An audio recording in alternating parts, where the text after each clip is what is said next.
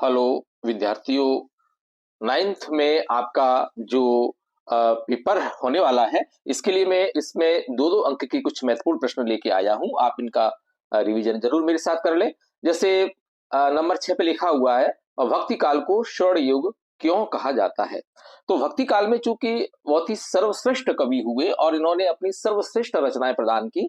इन रचनाओं में प्रेम, ज्ञान, भक्ति का चित्रण मिलता है। इस कारण से भक्ति काल को स्वर्ण युग कहा जाता है। इसके अथवा में प्रश्न है, छायावाद की कोई दो प्रमुख विशेषताएं लिखिए। तो छायावाद की दो प्रमुख विशेषताओं में अपन लिख सकते हैं प्रकृति का मानवीकरण, और दूसरी विशेषता लिख सकते हैं नारी के प्रति नवीन भावना, और तीसरा लिख सकते हैं स्वच्छंदतावाद, चौथा लिख सकते हैं रहस्यवाद। इसमें से कोई दो विशेषताएं आप लिख दीजिएगा। अगला प्रश्न है, सर्वेश्वर दयाल सक्सेना अथवा सुमित्रानंद पंत के भाव सौंदर्य की कोई दो विशेषताएं। तो इसका मैं वीडियो डाल चुका हूं। अगले प्रश्न 8वें पे आ रहे हैं, मान सरोवर से कवि कबीरदास का क्या आशय है। तो मान सरोवर से कबीर का आशय है मान सरोवर जैसा कि शब्द ही है, तो इससे अपन इसको विच्छेद करके समझ सकते हैं। मान सरोवर अर्थात मन रूपी पवित्र सरोवर से है। मान सरोवर से कवि का क्या आशय है, मन रूपी पवित्र सरोवर से है, जिसमें विचार रूपी जल भरा हुआ है। पवित्र विचार रूपी जल भरा हुआ है, ठीक है ना। इसके बाद इसके अथवा प्रश्न है, लता ने बादल रूपी मेहमान को किस तरह देखा और क्यों। लता चूंकि बादलों का काफी समय से इंतजार कर रही थी और एक वर्ष के बाद ये बादल आए हुए थे, अतः लता उसको ऐसे देख रही है जैसे कोई नवविवाहिता प्रतीक्षारत रही हो। तो इस तरह से एक बार फिर से इसको सुन लेते हैं कि लता ने बादल रूपी मेहमान की काफी समय से प्रतीक्षा की थी, और इस तरह देखने का यह कारण यह है कि बादल रूपी जो मेहमान है पूरे वो एक साल के बाद आए हुए थे, और वो काफी व्याकुल थी इस मौसम, गर्मी के मौसम के कारण। तो इस तरह से अपन इसमें ये लिख देंगे। 9वां प्रश्न है कि कोयल की कूक सुनकर कवि माखनलाल चतुर्वेदी की क्या प्रतिक्रिया हुई। चूंकि कोयल मध्य रात्रि को कूक रही थी, तो कवि ने सोचा है या तो ये कोयल पागल हो गई है अथवा कोई संदेश देना चाहती है। अथवा में प्रश्न लिखा हुआ, अरहर और सनई के खेत कवि पंत को कैसे दिखाई देते हैं। तो ग्राम्य शरी जो कविता है उसमें ये बताया है। सुमित्रा नंदन पंत ये प्रकृति के सुकुमार कवि हैं, और इन्होंने ये कहा है कि अरहर और सनई के खेतों में जब फलियां आ जाती हैं और जब फसल पक जाती है, तो वो फलियों की हवा चलने पे आवाज आती है, तो वो आवाज जो है रुनझुन की ऐसी लगती है जैसे कोई धरती करधनी पहने हुए हो। 10वां प्रश्न है, रस किसे कहते हैं, रस के अंगों के नाम लिखिए। तो रस किसे कहते हैं, कोई भी वाक्य जो हमें आनंद प्रदान करता है वो रसयुक्त कहा जाता है। दूसरा अपन ऐसे भी कह सकते हैं कि जो काव्य को पढ़ने से जो हमें आनंद मिलता है वो रस होता है। रस के अंग कितने हैं, 4 अंग है रस के, स्थायी भाव, विभाव, अनुभाव और संचारी भाव। संचारी भाव की संख्या आपको याद होना चाहिए। संचारी भावों की संख्या कितनी होती है, 33 होती है। इसके बाद अपन चलते हैं, छंद की परिभाषा एवं उसके भेदों के नाम लिखिए।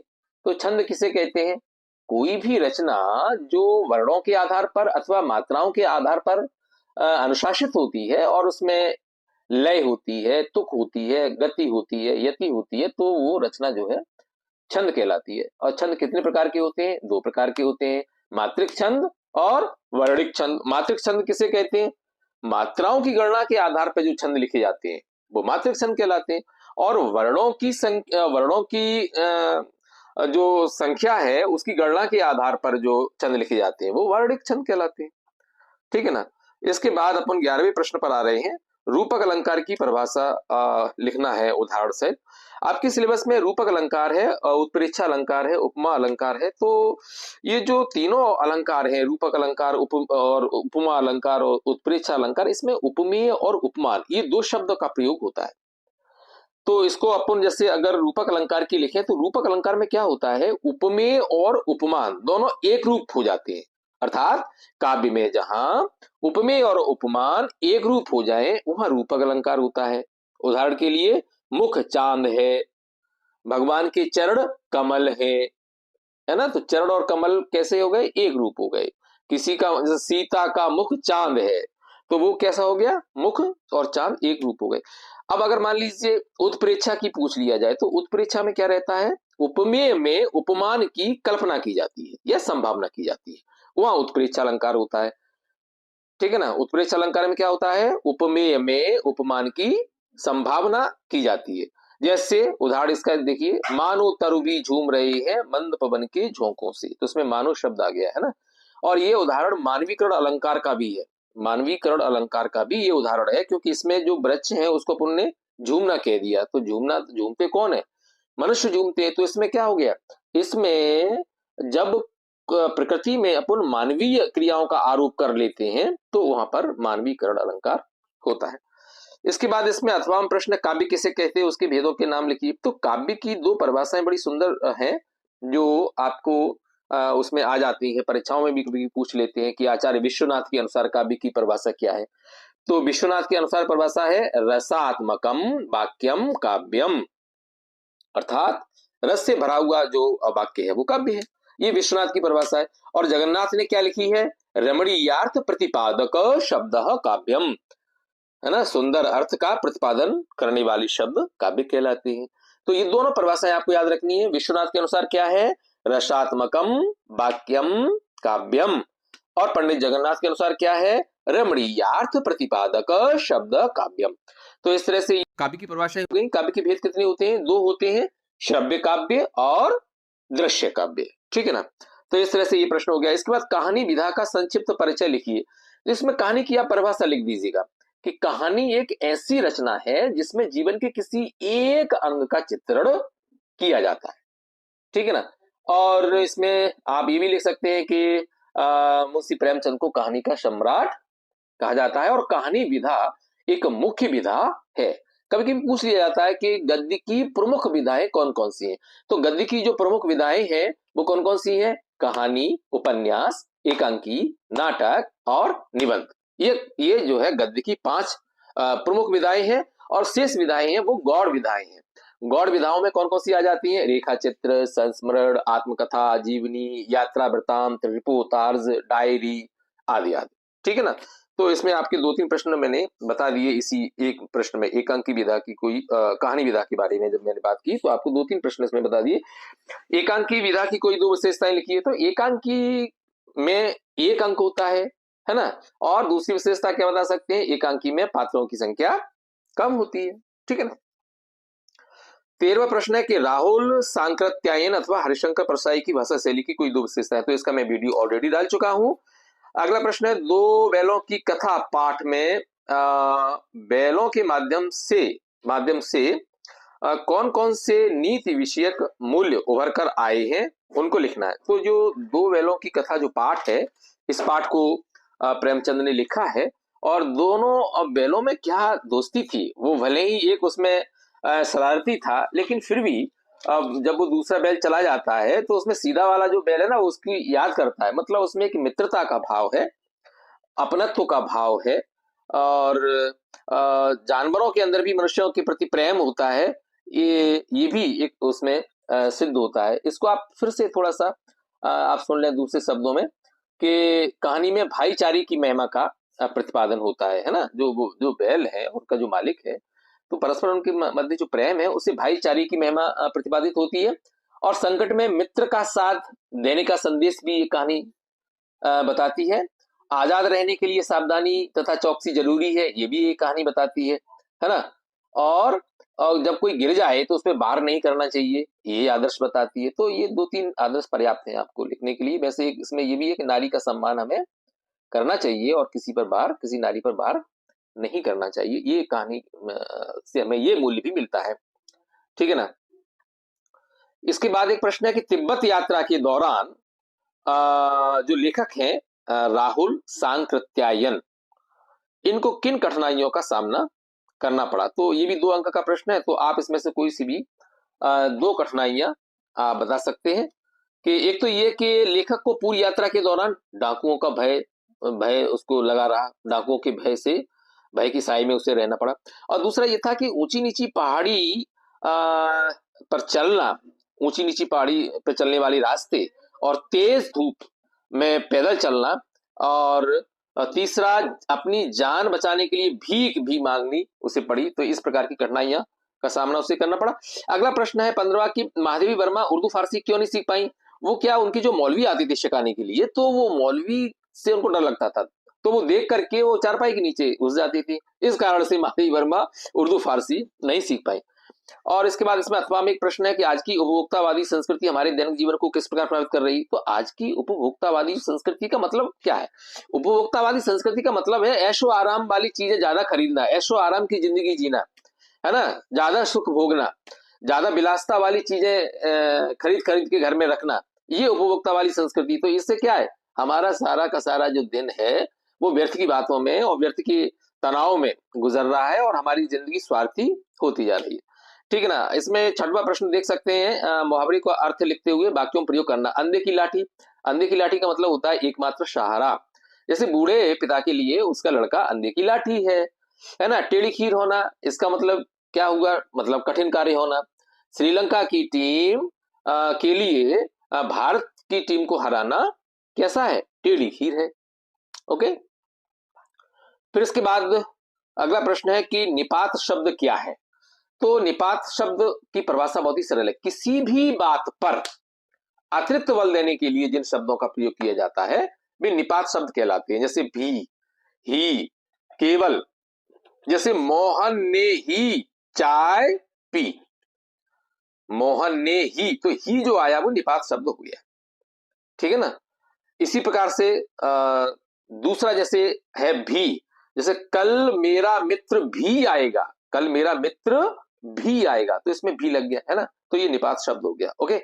अब इसके बाद है गुलंबर के पास जनसंपर्क की गाड़ी क्या ऐलान कर रही थी? वो जो गांव था, क्या नाम है उसका, राजेंद्र नगर, उसमें क्या है वो पुनपुन नदी का पानी जो था बाढ़ के रूप में घुस आया था, तो वो जो जनसंपर्क वाली जो गाड़ी थी वो ऐलान कर रही थी कि भैया अब सब लोग अपने अपने सुरक्षित स्थानों पर पहुंचे और अपनी सावधानी बरतें। ठीक है ना। अगला प्रश्न है कि लेखिका मृदुला गर्ग अपनी नानी से क्यों प्रभावित थी?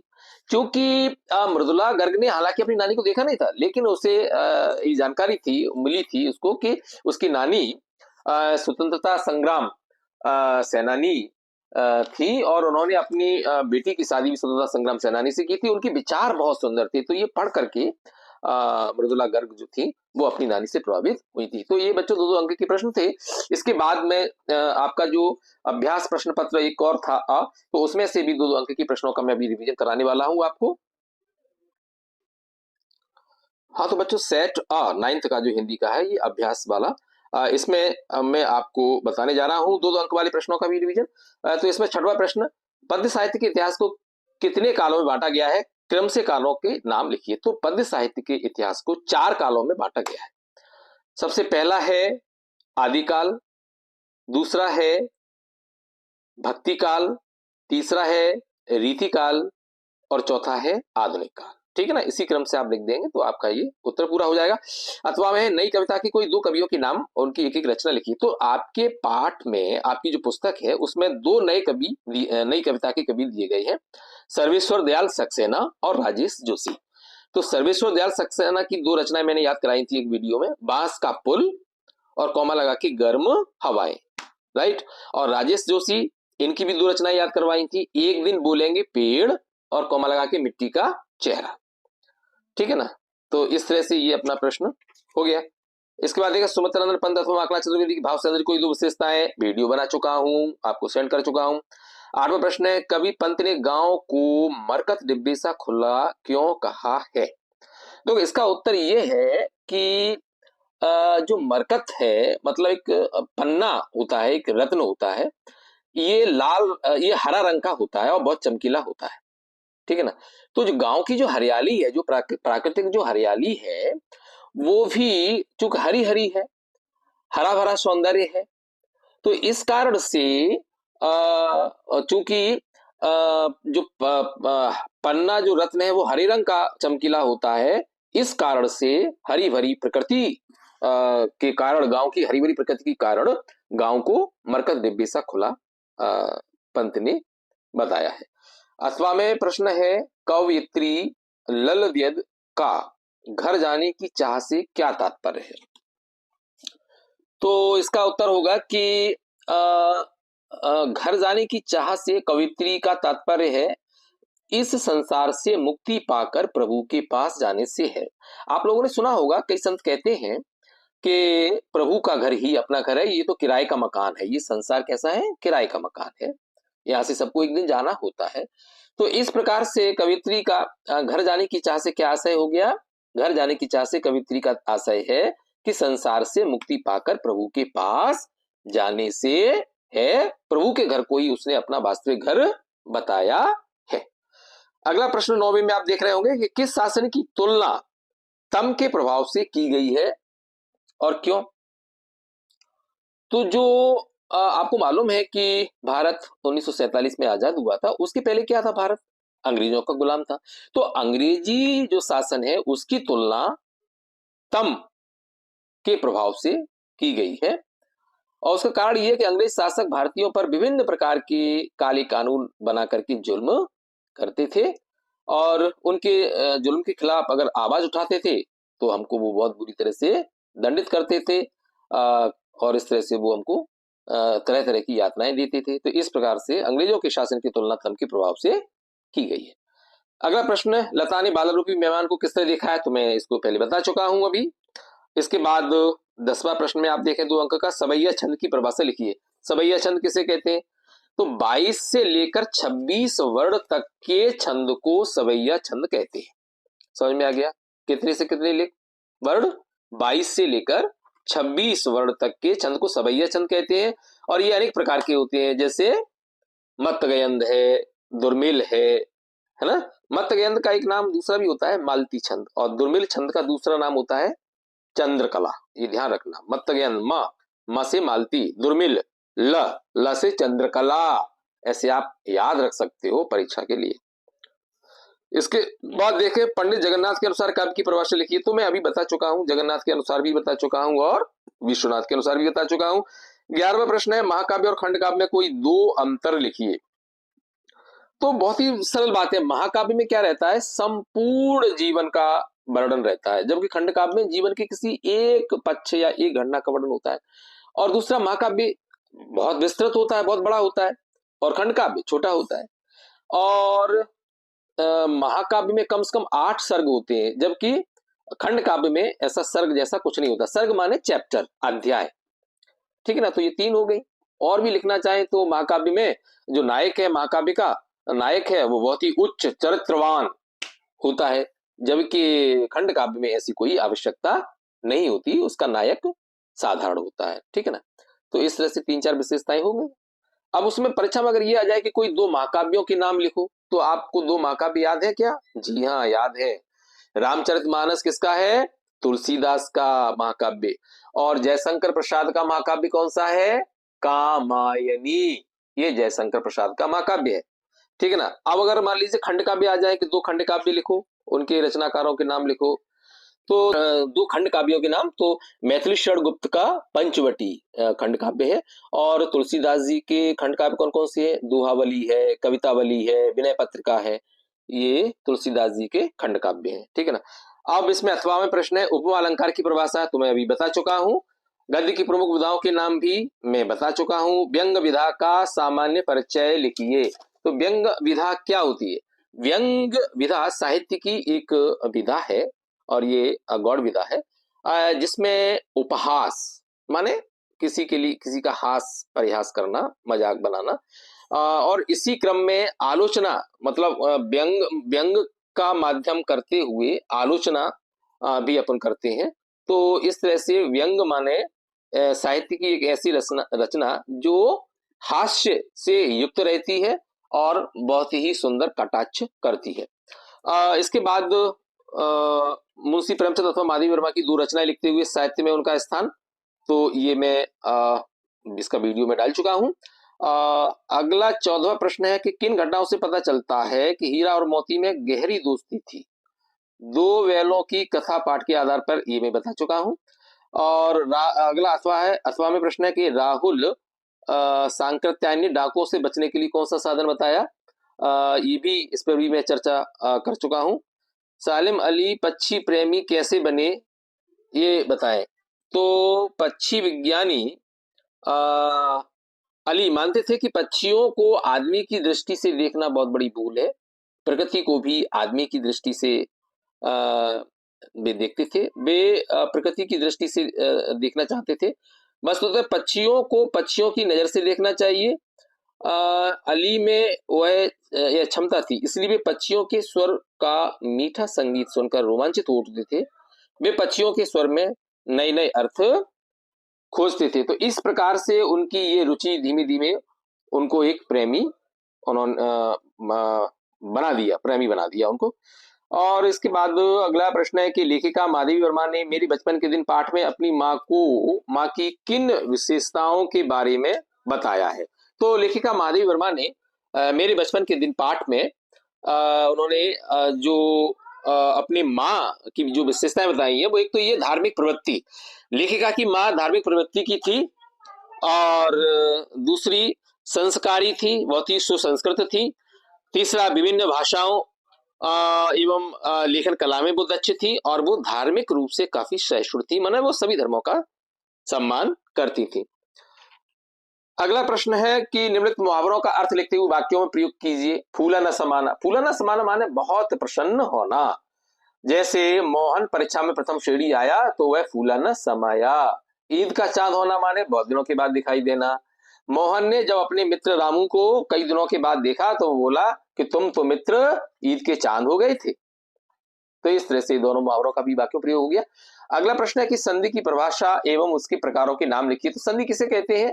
संधि में क्या रहता है कि जहां दो वर्ण मिलकर के कोई परिवर्तन करते हैं, दो वर्ण मिलकर के जहां विकार पैदा होता है, उस घटना को अपन संधि कहते हैं। संधि में क्या रहता है, दो वर्णों मिलकर के एक नए वर्ण का सृजन करते हैं, उसे संधि कहते हैं। और ये कितने प्रकार की होती है? तो ये 3 प्रकार की है, स्वर संधि, व्यंजन संधि और विसर्ग संधि। ठीक है ना।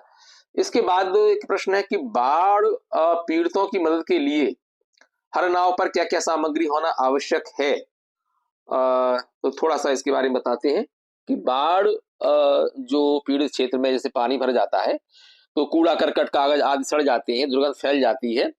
तो ऐसी स्थिति में बाढ़ पीड़ितों की मदद करने के लिए नाव पर सुरक्षा गार्ड, भोजन, पीने का पानी, सूखा राशन, कपड़े, जूते, चप्पल, चटाई, दवाइयां आदि सामग्री होना चाहिए। फणीश्वरनाथ रेणु के मित्रों के नाम पूछे हैं, तो मित्रों के नाम आपको बता दें। उनके एक तो कवि मित्र है अज्ञेय जी, अज्ञेय है ना, ये जो है कवि है, और दूसरे जयप्रकाश नारायण। तो इस प्रकार से आपके 2-2 अंकों के प्रश्न पूरे हो गए। इन प्रश्नों का रिवीजन आप जरूर करें और सुनते सुनते याद कर लें। बच्चों, वीडियो अगर अच्छा लगा हो तो अपने साथियों को जरूर शेयर करें, और अगर आपने मेरे चैनल को सब्सक्राइब नहीं किया है तो उसे सब्सक्राइब जरूर करें, ताकि आपको समय समय पर हम वीडियो भेजते रहें और उन्हें आप आसानी से प्राप्त कर सकें। Okay, bye bye.